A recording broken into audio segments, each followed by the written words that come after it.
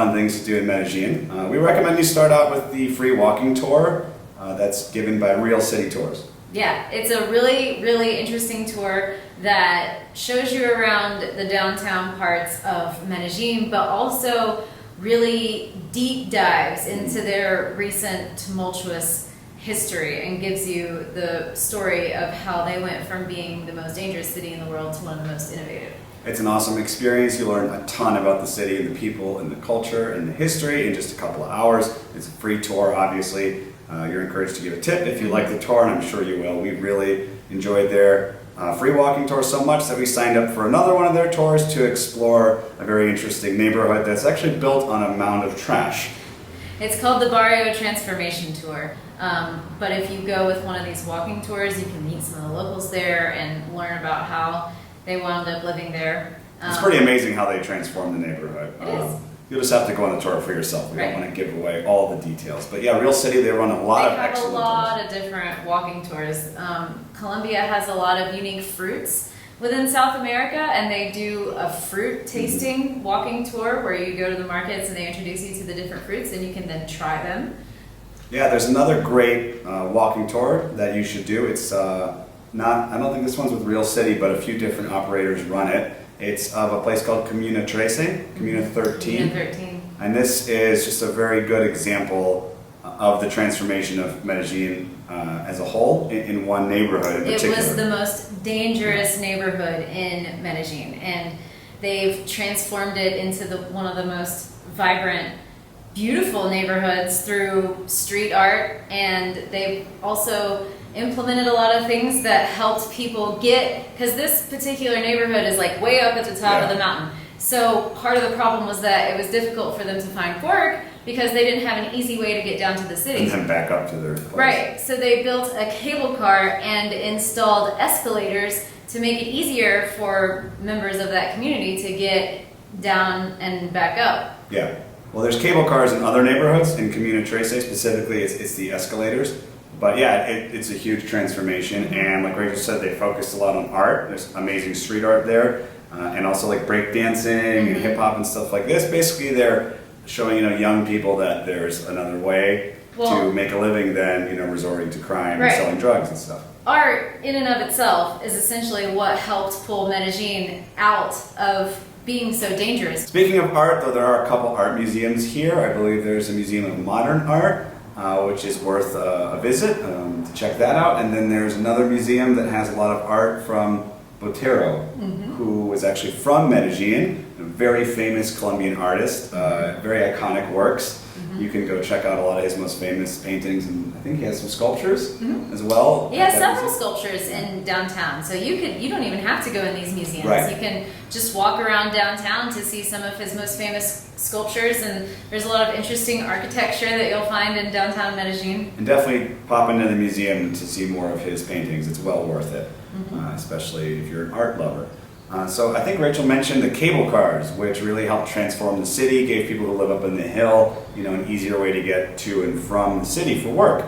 And one of the fun things to do in Medellin is just taking a ride up the cable car to enjoy the views. Right. It's a great way to spend a Saturday afternoon, especially if it's a beautiful, bright, sunny day. It's the same as riding the subway. So if you got a little card that you can use to ride the subway, you can use that same card to ride the cable car up to the mountain. And there's one park called Parque RV, which is at the top of the mountain, and you can take the cable car up there and walk around, and there are little cafes, and sometimes there's like a big farmer's market up there that you can go check out. I think you could sign up for a walking tour of the park. We didn't do that, but that's an option. It might only be in Spanish, and maybe that's why we didn't do it. There's another park that's well worth visiting, the Botanical Garden here, which is totally free to visit. Absolutely that beautiful place is beautiful. Yeah, it's just nice to go walk around there for a couple hours. It's a really popular place for locals to just go spend the afternoon and have a picnic. Now that I'm remembering it, I'm thinking, why didn't we go there today? I totally forgot about it. It's an awesome place. It's not the nicest day. Yeah, today's not the nicest day, but usually the weather here is awesome. There's another place around the Botanical Garden. It's called Parque Explora, I think, and we haven't checked it out yet, but there's a science museum and some other cool stuff over there, so that's on our list of things to check out this month, and probably something that's worth checking out when you visit. How about Pueblito Paisa? Yeah. That's another place you can visit. What's that? It's a replica of a little village, what little villages used to look like back in the day. Yeah, it's up on the hill.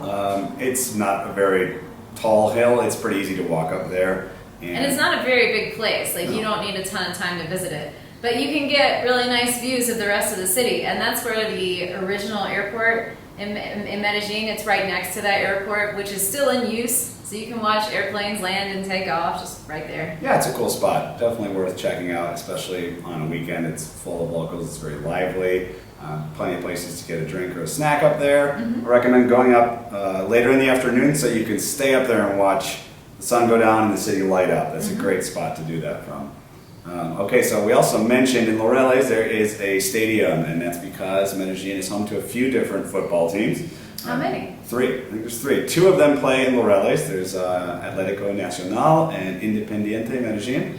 They both play in the stadium in Laureles, and then there's a team in Envigado as well that has their own stadium. So there's a football game, at least one a week for most of the year. I enjoy that. Rachel not so much, but she did go to one of them. It was fun, but it's not something I need to do a second time. But locals are really into it. I mean, it's football in Latin America. It's a big deal. It's a big deal. It's a huge part of the culture here. Right. For sure. So there's a tour you can sign up for when there's football games, and it's a fun way to meet people. They pick you up and drive you up there in a van. You stop at a local liquor store to grab some beers and hang out, and there's a guy selling jerseys out of a van, so you can get your jersey for a couple bucks. Dale, ve, porque te quiero, por vos me muero, dale, ve. It means like go on green, because I love you, because I will die for you, go on green. And then you go to the game, and one important thing to note is that they only sell non-alcoholic beer in the game. So pre-game hard for that one. All the bars in Laureles go crazy on game day, so it's a lot of fun to just walk around there, have a couple drinks, get some food, and you pick up some souvenirs and go to the game. So these are all things to do in the city, but another great part about living in Medellin is that there are lots of awesome options for day trips or short weekend trips. Guatape is one such trip, and it's like an hour. I think it takes about 2 hours on the bus. It took us about 2 hours to get there. It's a small little town that's really cool, very traditionally Colombian, very colorful, lots of street art. Big man-made lake, I think? Yes, Yeah.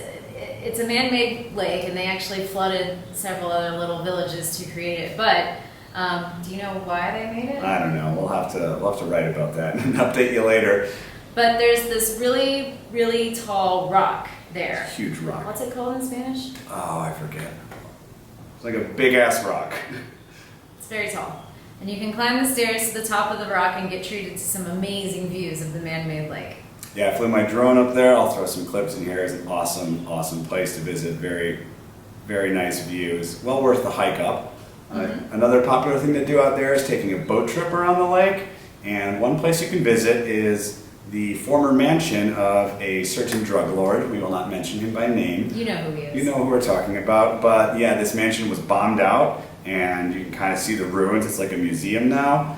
So when we went on a boat tour, we took a little tour of the mansion, and as it's like a museum now, somebody walked us through and told us the story.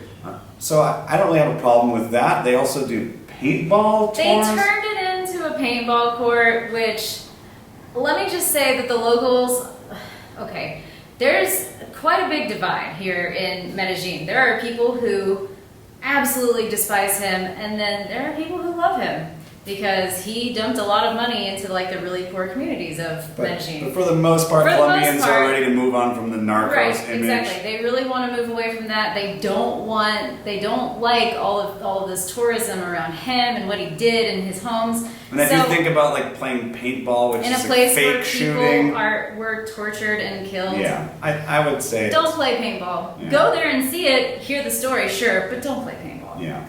So Guatape is the only big trip we've done. We've been pretty busy most of the time we've been in Medellin, but you have a lot of other options. If you have a couple days off, you can go to the coffee region, to our coffee farms, and taste some amazing Colombian coffee. And flights are really cheap domestically, so where could you go with 2 or 3 days? Bogota, Cartagena, Barranquilla. You can go to the coast and spend a couple days on the beach. Parque Parque Tayrona supposedly has the most beautiful, pristine beaches in Colombia. So all of these places you can get there $30, $40 flights in an hour and a half to 2 hours. So that's another great thing about living in Medellin. It's a great base from which to explore the rest of Colombia. Yeah.